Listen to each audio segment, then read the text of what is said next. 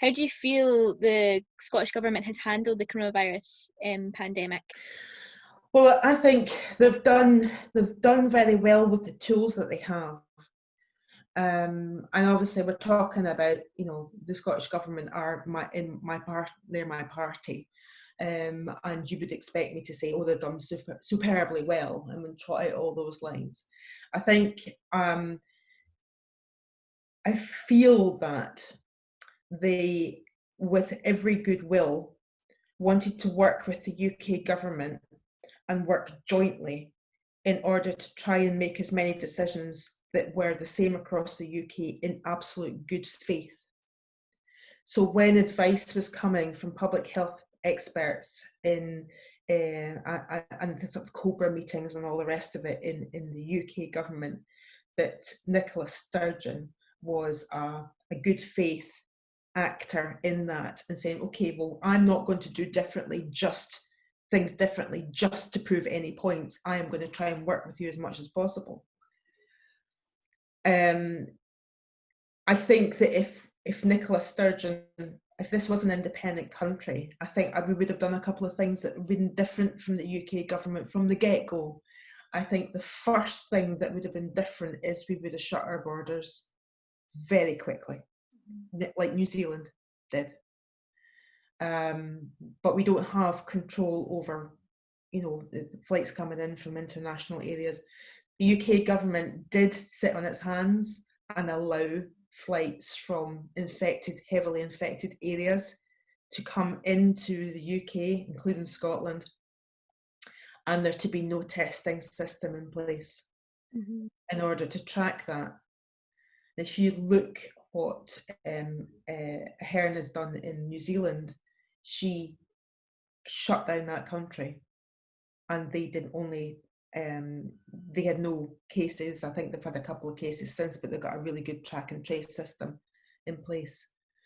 I think that would have been the major difference, but we are in the UK, and Nicola Sturgeon has tried to work with the UK in order to do the best that they can, and to think, well, okay, we're going to try and work together.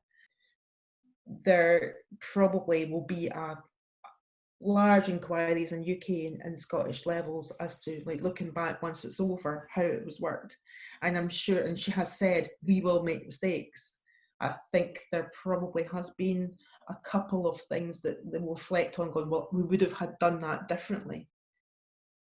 But the mistakes, if there have been any, and I'm not going to sort of prejudge what people say they are, the mistakes or the criticisms around the strategy, particularly around things like care homes and discharge of patients from hospitals, they have been mistakes that haven't just been made in Scotland, they've been made in every single country, because everyone's been trying to grapple with how this virus works. Yeah. So it's not that Scotland did one thing that caused problems that was against any of the advice they were given at the time. And hindsight is a wonderful thing.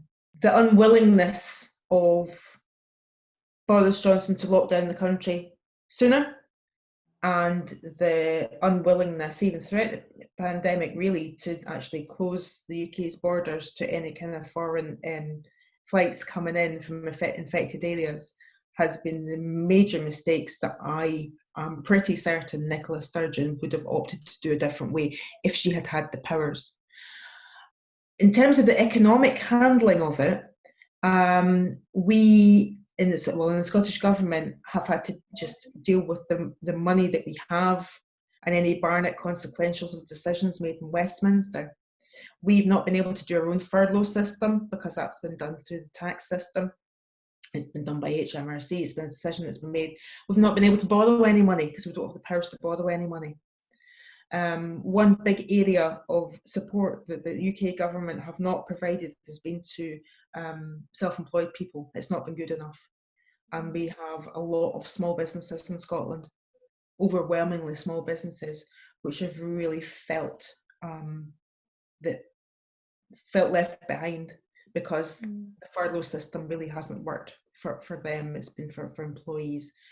We've done what we can with the money that we get given the Scottish Government, but as in terms of a recovery package, if you look at other independent countries in Europe, they are borrowing money to be able to put something. I think Germany's putting something like 4% of its GDP into a recovery programme. Scotland wants to be able to do that, but we do not have the powers in the Scottish Parliament government to be able to do that.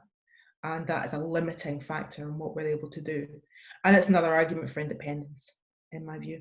Is the Scottish Government preparing the NHS for a second wave of this coronavirus? So as I understand it, and obviously I'm not a health minister, and I'm not involved in, I'm not in the government, but as I understand it, like probably most governments around the world, they are putting contingency plans in place should there be a second wave. And I think the thing is that you have to suppress the virus. Again, I'm not a health expert at all, but you have to suppress the virus to a certain point and have a track and trace system in place and testing systems in place to the point where it's so low that and this is happening now, that the infection rate is so low and the cases are so low that you can very effectively identify people that have come into contact with folk who have got the virus and isolate them so it doesn't spread any further. And you get that system in place where you're effectively trying to suppress it. But as you come into the colder winter months, what you're also dealing with is all the other viruses that are on the loose.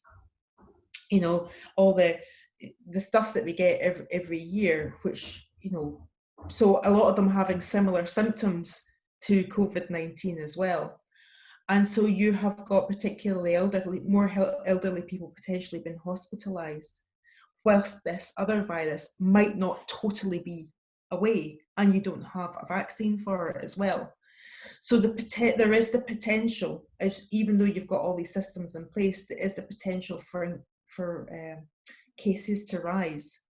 But as all the public health experts say, the key to it there not being a second wave is the tracking and testing system, and accepting the fact that when you go into winter, you might have a spike, but you shouldn't have a spike that goes out of control because you've got those systems in place.